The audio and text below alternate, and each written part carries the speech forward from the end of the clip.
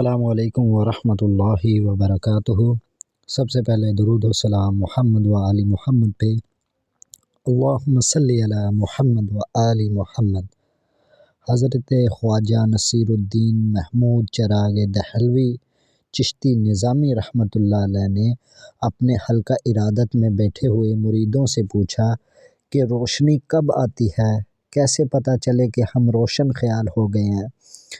تو ایک مرید نے بڑے ادب سے جواب دیا، حضور جب ہمیں پتہ چل جائے کہ یہ سفید دھاگا ہے اور یہ کالا دھاگا ہے تو سمجھ لیں کہ روشنی آ چکی ہے۔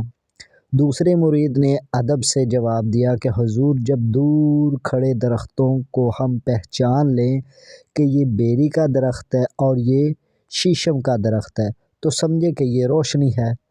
تو مرشد قبلہ حضرت خواجہ نصیر الدین محمود چراغ دہلوی چشتی نظامی رحمۃ اللہ علیہ نے باقی اپنے حلقہ ارادت میں بیٹھے ہوئے تمام مریدوں پہ نظر دوڑائی کہ اب ان سب کے پاس کوئی جواب نہیں ہے میری بات کا۔ تو آپ نے فرمایا کہ جب تم ضرورت مند کا چہرہ پڑھ کر اس کی ضرورت دیکھ لو تو سمجھو کہ روشنی آ چکی ہے۔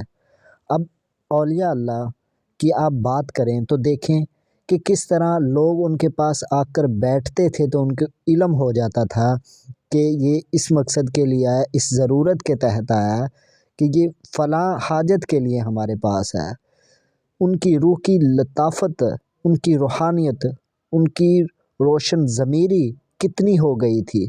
تو یہی قبلہ حضرت خواجہ نصیر الدین چراغ دہلوی چشتی نظامی رحمۃ اللہ علیہ فرما رہے ہیں کہ جب ضرورت مند تمہارے پاس آئے تو تم اس کے چہرے سے اس کی ضرورت پڑھ لو تو سمجھ لو کہ یہ روشنی ہے، تم روشن ضمیر ہو گئے ہو، تمہارے روح میں روشنی آ چکی ہے۔